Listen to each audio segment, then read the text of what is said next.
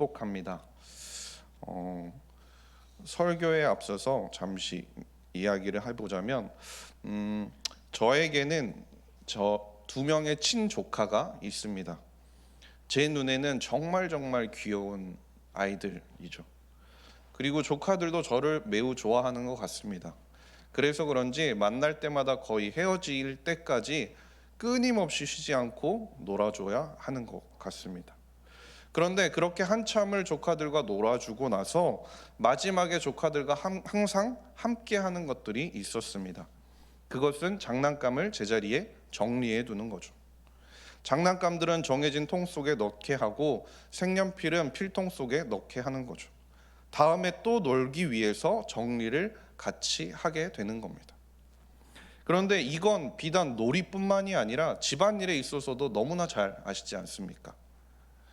설거지의 마무리가 무엇이라고 생각을 하십니까? 그렇죠. 접시와 그릇들을 제자리에 정리해 두는 게 설거지의 마무리죠. 그러면 빨래의 마무리는 무엇일까요? 그렇죠. 빨래의 마무리는 건조기에서 옷을 빼서 그걸 잘 접어서 다시 그것들이 있던 자리로 차곡차곡 넣어두는 것이 그 마무리입니다. 그래야 다음번에 우리가 필요로 했을 때 그릇들을 바로 찾을 수 있게 되고 옷을 우리가 찾아서 입을 수 있게 되는 거죠. 이처럼 사람이든 사물이든 각자가 있어야 할 제자리가 있는 것 같습니다. 그리고 그 제자리를 벗어나게 됐을 때 문제가 생기기도 한다라는 거죠. 사자가 육지에서는 가장 힘이 센 동물의 왕이고 무서운 동물이 맞지만 사자가 물속에 들어가게 된다면 어떻게 될까요? 사자는 자신의 덩치보다도 훨씬 작은 물고기도 이기지 못하게 될 겁니다. 반대로 물속에서 정말 강한 고래 혹은 상어를 생각해 보세요. 그것도 마찬가지잖아요. 아무리 무서운 상어라고 해도 그 상어가 물속에 있지 않고 물 밖에 있게 된다면 결국 잡힐 생선에 불과하다는 아는 것이죠. 무엇이든지 자기 자리가 있고 그리고 그 자리에 있어야 힘이 있고 가치가 있다라는 뜻입니다. 사람도 마찬가지죠. 남편과 아내가 있어야 할 자리가 있고 함께 머물러야 아름다워지는 가정이라는 곳이 있다라는 거죠. 성도들도 마찬가지잖아요. 주일에 어디가 우리 성도들의 자리입니까? 예배를 드리는 바로 지금 이 자리가 우리가 가장 귀하게 아름다운 가치를 보이는 자리라는 겁니다. 교육부서에서 어린 영혼들을 세워주고 그 어린 영혼들을 위해 섬기고 다른 성도님들을 위해서 주차 안내를 해주고 식당에서 주방 봉사로 그리고 예배당 안에서 안내로 성가대로 섬기는 교회의 자리가 성도님들이 가장 아름답고 가치 있게 빛나는 자리라는 것입니다. 그리고 오늘 말씀을 보게 되면 예수님께서는 제자들을 향해서 그리고 우리를 향해서 초청하시면서 있길 원하시는 또 하나의 자리에 관해서 말씀하는 것을 볼 수 있습니다. 예수님께서 왜 우리를 부르셨는지 그리고 어떠한 자리에 우리를 있기 원하시는지 오늘 말씀을 통해 잠시 살펴보길 원하는데요. 37절 말씀을 보시게 되면 베드로와 세베대의 두 아들을 데리고 가실새 고민하고 슬퍼하사라고 말씀하고 있습니다. 예수님께서 고민하고 슬퍼하신다라는 뜻입니다.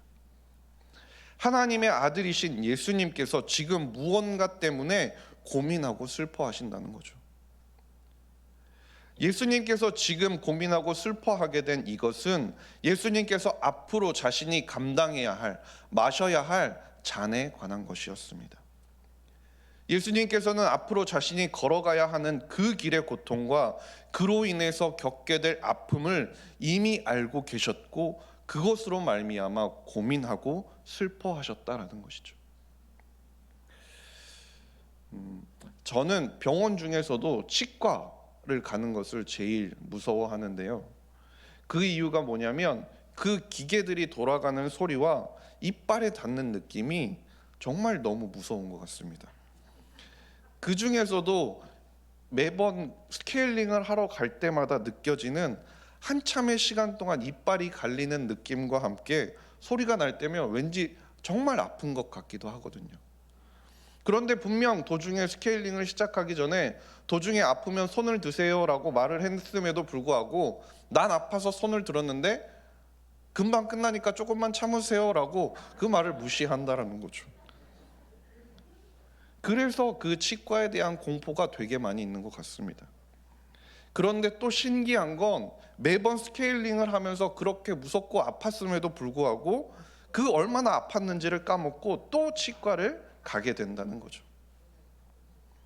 그런데 만약에 말이죠, 제가 치과를 가기 전에 제가 그 치과의 의자에 누워서 스케일링을 받는 그 순간을 잠시라도 경험할 수 있게 된다면 어떻게 될까요? 제가 치과를 갈 수 있을까요? 전 절대 가지 않을 겁니다. 이건 누구라도 마찬가지 아닐까요?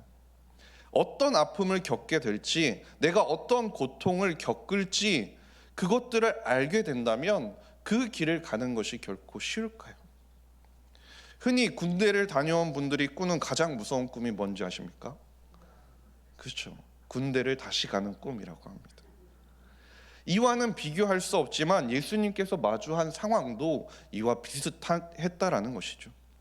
예수님께서는 자신이 걸어가야 할 그 길에 대해서 이미 잘 알고 계셨고 자신이 마주해야 할 그 고통의 무게에 대해서도 너무나 잘 이해하고 계셨다라는 거죠.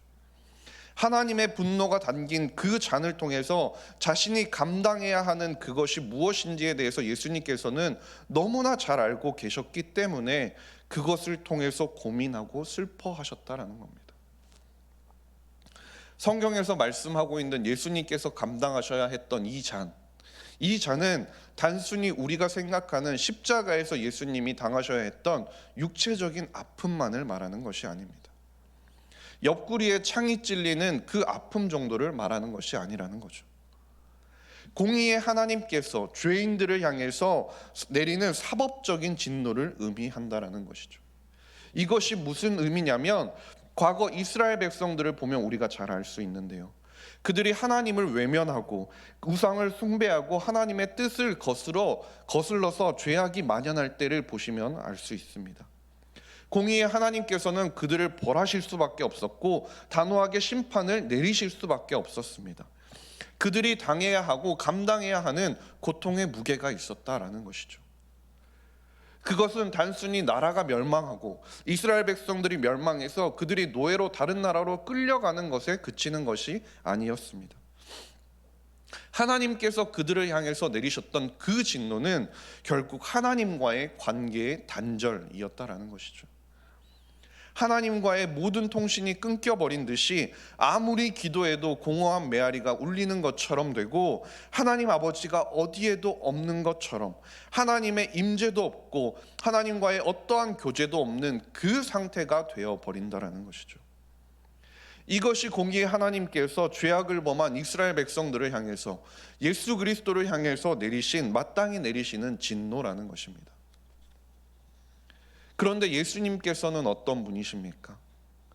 예수님은 분명 이 땅 가운데 인간의 몸을 입고 오셨지만 이 땅을 살아가면서 우리는 어느 누구도 이룰 수 없는 의의 완성된 삶을 살아가신 분이 바로 예수님이십니다. 하나님 앞에서 티끌만한 죄도 범하지 않으셨다라는 거죠. 즉 실상 예수님께는 하나님의 그 진노를 받을 만한 이유가 단 하나도 없었다라는 뜻입니다. 평생을 하나님 아버지와의 기도와 교제를 통해서 그분의 임재를 경험하는 기쁨을 누리면서 살아오셨던 분이 바로 예수님이라는 것입니다. 그런 예수님께서 자신의 죄가 아니라 우리의 죄로 인하여 하나님 아버지와 완벽히 단절되는 경험을 하셔야 했던 것이죠. 그러니 아무리 예수님이 하나님의 아들이라고 하더라도 인간의 몸으로 이 땅 가운데 오셨고 우리와 동일하게 느끼실 수밖에 없는 분이시기 때문에 그 상황 가운데 번민하게 되시고 염려를 느낄 수밖에 없으셨다라는 거죠. 그리고 그 염려와 고민이 얼마나 크셨는지 38절 말씀을 보게 되면 고민하는 것만으로도 죽을 것 같다고 하시지 않습니까? 대체 그 고통이 어느 정도여야 생각하는 것만으로도 죽을 것 같은 지경에 이르게 되는 걸까요? 그런데 여기서 우리가 중요하게 살펴볼 점은 그 고통의 잔을 감당하기 위해서 예수님께서 우리에게 보여주셨던 모습입니다. 이 잔을 마주한 예수님께서는 감람산으로 기도하러 가셨습니다. 그것도 3명의 제자들을 데리고 말이죠. 예수님께서는 8명의 제자들에게 기도할 동안 한 곳에 머물러 있으라고 하시고 3명의 제자인 베드로, 야고보, 요한만을 데리고 기도를 하러 올라가셨습니다. 자신이 기도하는 동안 주위에 혹시나 방해하지 못하도록 하기 위해서 3명의 제자들만 데리고 가신 것은 아니었습니다. 예수님께서는 그 3명의 제자들을 향해 말씀하시길 깨어 있으라고 말씀하셨습니다. 이것은 자신의 옆에서 단순히 불침번을 서면서 잠을 자지 말라는 뜻이 아니었습니다.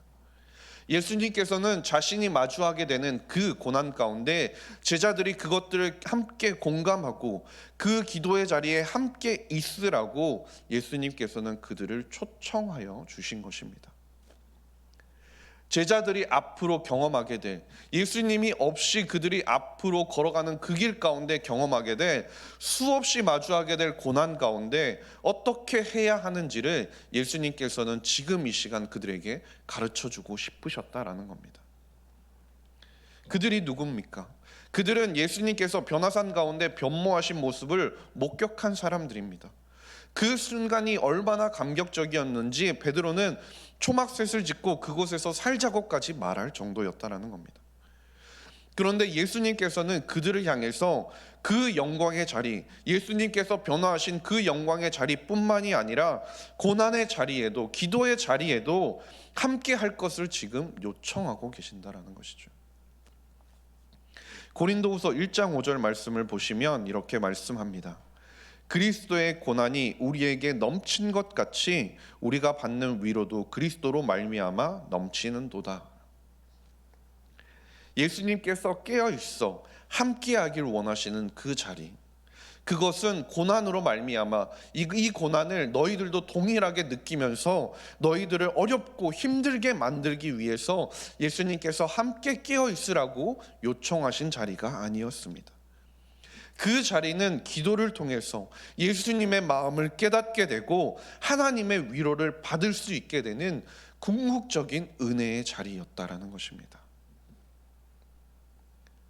그런데 하나님께서, 예수님께서 그렇게 그들을 그 은혜의 자리 가운데 초대하셨음에도 불구하고 그들 중에 어느 누구도 예수님께서 기도하실 때 함께 깨어있지 못했습니다. 제자들은 서로 누가 큰가를 자랑하기 위해서 저 밑에서 싸우고 있었고요. 가룟 유다는 대제사장 앞에 나아가서 예수님을 어떻게 잡을지 궁리하고 있는 중이었습니다. 예수님의 영광에 참여했던 세 제자들이라고 해서 별반 다르지 않았습니다. 그들은 예수님과 함께 갔고 깨어있으라는 당부의 말씀을 들었음에도 불구하고 육신의 연약함을 이기지 못해 깨어있지 못하고 잠들어 버렸다라는 것이죠. 예수님께서 깨어있으라고, 깨어 기도하라고 말씀하신 이유가 무엇이었습니까? 41절 말씀을 보면 시험에 들지 않도록 깨어 기도하라고 말씀하시지 않습니까? 영적으로 넘어지지 않도록, 이겨낼 수 있도록 깨어 있으라고 예수님께서는 그들에게 당부하셨다라는 것입니다. 그리고 예수님께서는 그들에게 당부하신 것뿐만이 아니라 자신의 평생의 사역의 모습을 통해서 그들에게 그러한 모습을 보여주셨다라는 거죠. 예수님께서 처음 공생의 사역을 시작하기 전부터 예수님은 사단으로부터 끊임없이 쉬운 길로 걸어가라는 유혹을 받으셨습니다. 철없는 베드로는 눈치 없이 예수님을 향해서 죽으시면 안 된다고 간청하기까지도 했죠. 예수님께서는 사역의 모든 순간 가운데, 그리고 자신이 감당해야 하는 하나님께서 원하시는 그 길을 가는 그 가운데 계속해서 시험이 다가오고 유혹이 다가올 때마다 기도로 그 모든 것들을 이겨내셨다라는 것입니다. 시험이 다가오는 그 순간순간들마다 하나님 앞에 나아가서 기도하시는 일을 결코 쉬지 않으셨다라는 것이죠. 심지어 예수님께서는 십자가 위에서 마지막 순간을 맞이하는 그때조차도 기도를 멈추지 않으셨습니다. 그뿐이 아닙니다.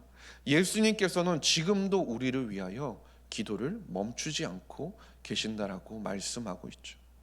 로마서 8장 34절 말씀을 보면 누가 정죄하리요 죽으실 뿐 아니라 다시 살아나신 이는 그리스도 예수시니 그는 하나님 우편에 계신 자요 우리를 위하여 간구하시는 자시니라.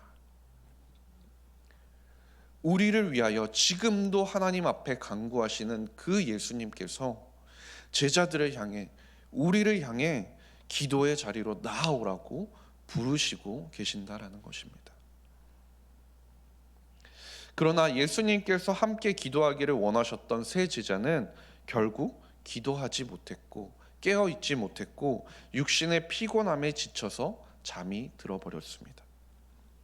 그런데 예수님께서는 어떻게 기도해야 하는지를 우리에게 계속해서 보여주고 계십니다.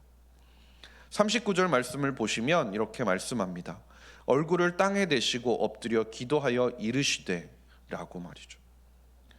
예수님께서는 하나님 앞에 나아가서 극도의 겸손과 하나님 앞에 납작 엎드리며 하나님 앞에 정직한 모습으로 나아가서 자신의 생명까지도 하나님 앞에 내어놓았습니다.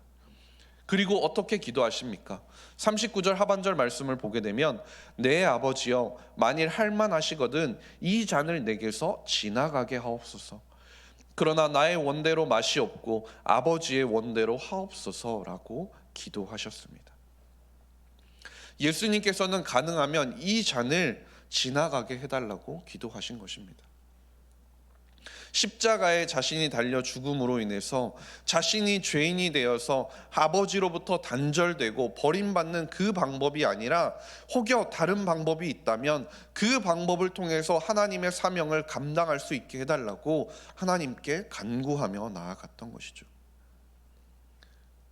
그런데 분명한 것은 예수님께서는 이 기도를 통해서 자신의 사명, 하나님께서 자신에게 원하셨던 그 모습을 포기하기 위해서 그렇게 기도하신 것이 아니라는 것입니다. 예수님께서 지금 하셨던 그 기도는 인간으로서 육신의 몸을 입고 있는 자신의 그 감정을 하나님께 진실하게 표현하신 것뿐이었습니다. 예수님께서는 하나님의 뜻을 부인하거나 반역하려는 의도가 추호도 없었습니다. 예수님께서는 겸허하게 아버지의 뜻을 받아들이셨고 기도의 자리, 예수님께서 나아가서 하나님 앞에 엎드렸던 그 자리는 하나님 아버지가 원하시는 대로 순종하겠다고 예수님의 마음을 확인하는 순간이었다라는 것입니다. 우리는 고통의 순간이 다가올 때, 그리고 시험이 우리 앞에 닥쳐올 때 그 이유에 대해서 알고 싶어하고 이해하고 싶어하기도 합니다. 그리고 미래의 상황들이 어떻게 펼쳐질지에 대해서도 궁금해하기도 하죠. 그런데 예수님은 자신의 앞길에 대해서 모두 알고 계셨습니다. 자신 앞에 어떠한 고통과 어떠한 시련이 준비되어 있고 자신이 감당해야 할지를 모두 알고 계셨다라는 거죠. 그리고 그 이유조차도 이미 알고 계셨다라는 것입니다. 그런데 그럼에도 불구하고 예수님이 육신의 몸을 입고 오셨기 때문에 그 마음 가운데 일어났던 내적인 갈등은 매우 치열했습니다. 우리가 겪을 수 있는 어떤 싸움보다 더 치열했다라는 것이죠. 그럼에도 예수님께서 기도의 자리 가운데 나아가서 끝끝내 자신의 뜻을 하나님 앞에 관철시키는 것이 아니라 아버지의 뜻대로 하옵소서라고 고백하며 기도할 수 있었던 이유가 있었다라는 것이죠. 그것은 아버지를 향한, 하나님을 향한 그 하나님의 계획에 대한 흔들림 없는 신뢰가 예수님께 있었기 때문이었습니다. 자신은 그것을 감당하기 힘들고 감당해야 한다는 사실 때문에 고민하여 죽을 것만 같은 그 상황에서도 하나님을 온전히 신뢰하셨기 때문에 그 입술을 통해 예수님께서는 순종의 고백을 할 수 있었던 것이죠. 그리고 이것은 우리에게도 필요한 모습이라는 것입니다. 우리가 살아가는 모든 삶의 과정 가운데 우리에게 필요한 것이 바로 이 기도와 순종의 모습이라는 거죠. 시련에 대해서, 시험에 대해서, 우리 앞에 다가오는 고난과 어려움에 대해서 우리가 마땅히 보여야 할 반응이라는 것입니다. 설령 우리가 아무리 머릿속으로 고민해보고 생각해보고 또 생각해봐도 현실적인 상황 가운데서는 도저히 납득할 수가 없는 상황이 펼쳐진다고 하더라도, 정말 그 길이 하나님께서 우리에게 가게 하신 길이라면 그것이 최선의 길임을 믿고 의지하며 신뢰하며 나아갈 수 있는 그 걸음, 그 순종이 우리에게 필요하다라는 것입니다. 하나님께서는, 예수님께서 그 잔을 마시는 것이 당신의 분명한 뜻이었기 때문에 그 잔을 거두어 가지는 않으셨습니다. 그런데 그럼에도 불구하고 한 가지 예수님에게 변화를 살펴볼 수 있는데요, 그것은 예수님께서 기도의 자리로 나아오셨을 때 경험했던, 그리고 가지고 나왔던 극도의 공포와 동요를 거두어 가셨다라는 사실입니다. 본문을 살펴보시면 예수님께서 몇 번 하나님 앞에 기도하러 나아갑니까? 예수님께서는 하나님께 3번 기도하러 나아가셨습니다. 그리고 나아가시는 그 순간순간마다 예수님이 어떤 변화를 겪게 되십니까? 고민하고 슬퍼하시며 동요하시던 그것에서 벗어나는 것을 보게 되는 것입니다. 그리고 갈라디아서 1장 4절 말씀처럼 자신이 아버지의 뜻을 행하고 있음을 깨닫게 되고 그것을 순종하는 것이 자신이 마땅히 감당해야 할 일임을 확신하게 되고 하나님 안에서 평화를 누릴 수 있게 되었다라는 것입니다. 그렇기 때문에 예수님께서는 제자들을 향해서 46절 말씀에 일어나라 함께 가자라고 말씀하실 수 있었던 것이죠. 기도를 통해서 하나님께서 주시는 평안을 누리게 된 예수님께서는 당당하게 그 자신의 사명에 대해 순종하시면서 당당하게 나아가서 체포되실 수 있었던 것입니다. 주 안에서 사랑하는 석관중앙교회 성도님 여러분, 우리가 하나님을 신뢰하며 기도할 때 우리가 그 고난의 시간을 통과하는 것이 정말 하나님의 뜻이라면 하나님께서는 그 고난을 결코 없애주시지는 않으실 것입니다. 그러나 분명한 사실은 무엇이냐면 우리가 그 시간들을 통해 경험하게 될 그 쓰라림과 아픔은 하나님께서 반드시 제거해 주실 것이라는 겁니다. 하나님께서는 결코 우리를 포기하지 않으시고 절망 속에 버려두시지 않는다라는 것입니다. 그 속에서도 하나님께서는 우리와 함께 계시고 우리의 고통과 아픔을 위로와 평안으로 바꿔주신다라는 것이죠. 그래서 우리가 그 고난과 그 고통의 순간을 넉넉히 감당할 수 있도록 우리를 변화시켜 주신다라는 것입니다. 그래서 시편 37편 5절 말씀에 내 길을 여호와께 맡기라 그를 의지하면 그가 이루시겠다라고 말씀하시는 것이지 않습니까?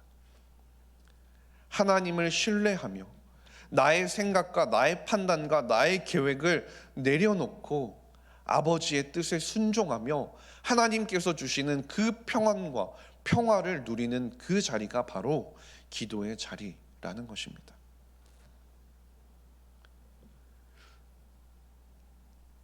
그리고 이어지는 40절 말씀을 보게 되면 예수님께서 처음 기도를 마치시고 돌아오셔서 제자들의 자는 모습을 보시고 책망하셨습니다. 너희가 나와 함께 1시간도 이렇게 깨어 있을 수 없더냐라고 말이죠. 그런데 예수님께서 책망하시는 그들은 어떠한 말을 했던 사람입니까? 이들은 35절 말씀을 보게 되면 베드로가 이르되 내가 주와 함께 죽을지언정 주를 부인하지 않겠나이다 하고 모든 제자도 그와 같이 말하니라. 그들은 예수님 앞에서 죽을지언정 주를 결코 나는 부인하지 않겠다고 호언장담을 하던 자들이었습니다. 그런데 그들이 주님께서 고민하고 슬퍼하시면서 기도하는 동안에 함께 깨어있으라고 그렇게 요청하셨음에도 불구하고 그 잠시도 깨어있지 못하고 잠들어 버린 것입니다. 그리고 예수님께서 그들에게 두 번째 부탁하시죠. 41절 말씀에 시험에 들지 않게 깨어 기도하라라고 말입니다. 그리고 또다시 두 번째 기도하고 돌아오셔서 그들이 자는 것을 보고 예수님께서 어떻게 말씀하십니까? 44절 말씀을 보시면 그들을 두시고 나아가 다시 예수님은 기도하셨습니다. 그들에게 더 이상 기도하라고 부탁하지 않으셨다라는 거죠. 이것은 예수님께서 제자들을 안쓰러워 보여서 피곤해 힘들어하는 제자들을 보면서 그래 그냥 이제 자도 된다라고 허락하신 것이 아니었습니다. 그냥 내버려 두신 것이죠. 왜냐하면 이제 기도할 때가 이미 지나가 버렸기 때문입니다. 그들은 마땅히 깨어 있어야 하고 마땅히 기도해야 할 그 시간에 잠들어 있었다라는 것입니다. 결국 그렇게 잠들어 있던 그들의 모습이 어떻게 됩니까?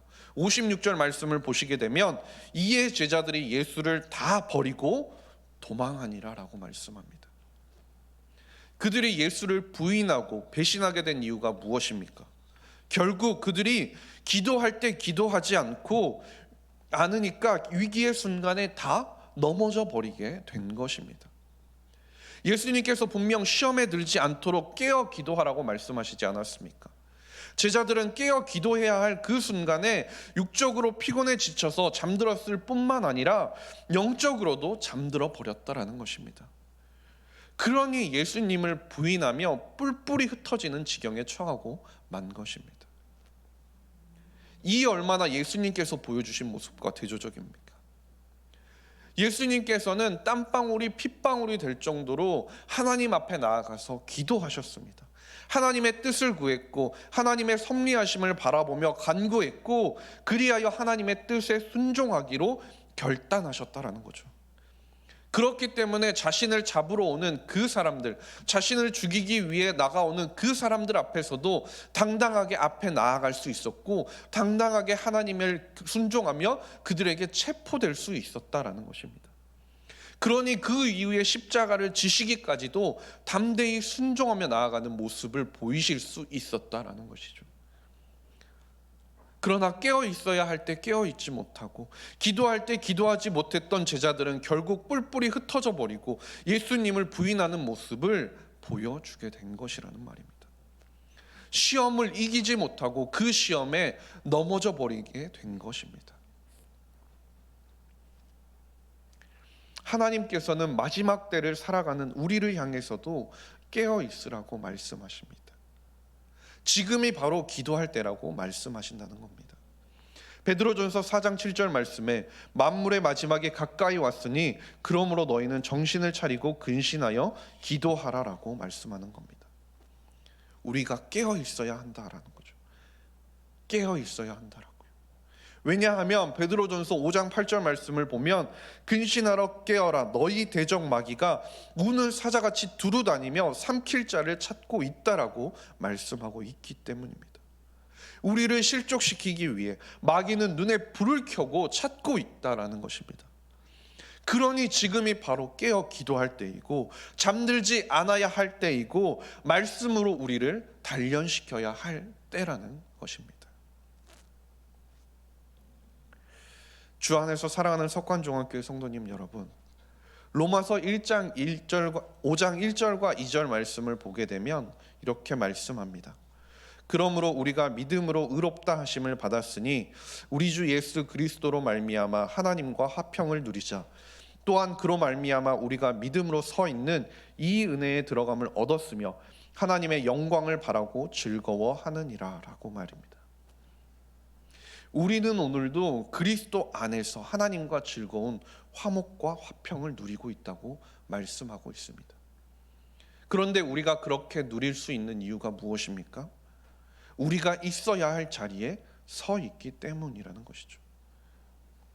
예수 그리스도로 말미암아 주님의 자녀된 우리가, 주님의 제자된 우리가 있어야 할 자리가 분명히 있다라는 것을 기억하며 우리가 그 자리에 서 있어야 한다라는 것입니다. 그곳은 겟셋만의 동산과 같이 하나님 아버지의 뜻에 자신을 굴복시키기 위해서 피땀을 흘리며 기도하는 장소일 수도 있고요. 골고다 언덕과 같은 고통을 견뎌야 하는 자리일 수도 있다라는 것입니다. 그러나 우리가 예수와 함께 죽고 예수와 함께 살기로 작정하였다면 영광의 자리뿐만이 아니라 고난을 당하는 그 자리에도 주님과 함께 나아가기를 결단하고 순종해야 한다라는 것입니다. 세상 가운데 하나님께서 보내신 곳이라면 하나님께서 세우신 곳이고 하나님께서 그것을 감당하게 나를 세우신 그 자리라면 인간적으로 생각해 보았을 때 아무리 보아도 말도 안 되고 희망도 없고 답답하기 그지없는 상황 속에 속한 자리라고 할지라도 소망이 없는 그 자리를 하나님의 거룩한 자리로 바꿔놓아야 할 사명이 우리에게 있다라는 것입니다. 죄악된 자리에서 끊임없이 머무는 것이 아니라 체면 때문에 인정 때문에 어쩔 수 없이 그곳에서 멈추어져 있는 것이 아니라 그 자리를 박차고 일어나 하나님의 기도의 자리로 하나님의 거룩의 자리로 나아가고 그 자리를 바꾸기 위해 노력해야 하는 것이 바로 우리의 모습이라는 것이죠. 요셉을 보십시오. 그는 자신이 머물지 말아야 할 자리를 분명히 알고 있었습니다. 아무도 보는 사람이 없었습니다. 솔직히 말하면 요셉에게 어느 누구도 뭐라고 할 수 있는 사람이 없었습니다. 그러나 그는 하나님께서 안 된다고 하신 그 자리에 머물지 않았다라는 것이죠. 죄의 자리를 박차고 일어나서 당당히 하나님과 동행하며 하나님과 기도하는 그 자리로 나아갔다라는 것입니다. 설령 그곳이 감옥이라고 하더라도 말이죠. 예수님께서 십자가의 길로 나아가시면서 제자들에게 뭐라고 말씀하십니까? 46절 말씀에 일어나 함께 가자라고 하셨습니다. 그것은 예수님이 겟세마네 동산에서 기도하시던 그 기도의 순간에 자신이 고난을 당하던 그 고난의 순간에 나를 위해 깨어 있어서 기도해 준 그 사람들만을 골라서 함께 가자라고 말씀하신 것이 아니었습니다. 피곤에 지쳐 있는 그 제자도 일으키시고 잠을 자던 자도 일으키시고 기도하지 못했던 자도 일으키셔서 다 같이 함께 가자라고 말씀하고 계시는 것입니다.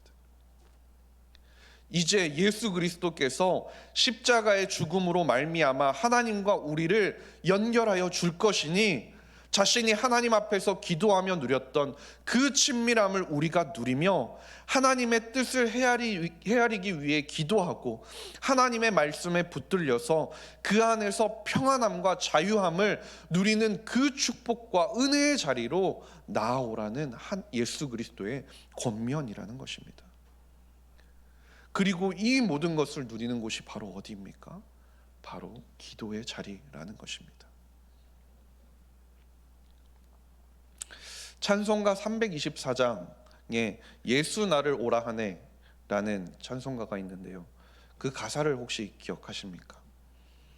2절을 보시면 이런 가사가 나옵니다. 겟세마네 동산까지 주와 함께 가려 하네. 피땀 흘린 동산까지 주와 함께 가려 하네. 겟세마네 동산, 그 기도의 자리, 자신의 뜻을 내려놓고 하나님의 뜻을 따르기로 결단하는 그 자리, 하나님의 이끄심과 섭리하심을 믿음으로 순종하겠다고 고백하는 그 자리, 그 자리로 예수님께서 우리를 부르고 계심을 믿으시기를 간절히 소망합니다. 내일부터 전반기 영성 새벽 기도회가 시작이 됩니다. 일주일간의 새벽 예배를, 새벽 기도를 그 시간에 나오기로 작정하신다는 거 얼마나 어려운 일인지 너무나 잘 압니다. 왜냐하면 저도 새벽에 그 시간에 일어나는 게 정말 어렵거든요. 정말 힘든 것 같습니다. 그러나 이번 영성 새벽 기도회, 그 기간 동안 우리가 사모하며 나아오는 그 자리가 예수님께서 우리를 하나님 앞으로 이끄시고 그 하나님 앞에 기도하게 하시고 그 하나님 앞에서 평안과 안식과 그 안에 평안을 누리는 주님의 자리가 될 수 있기를, 그 자리를 경험할 수 있게 되기를 주님의 이름으로 간절히 소망합니다. 광고 말씀 드리겠습니다. 담임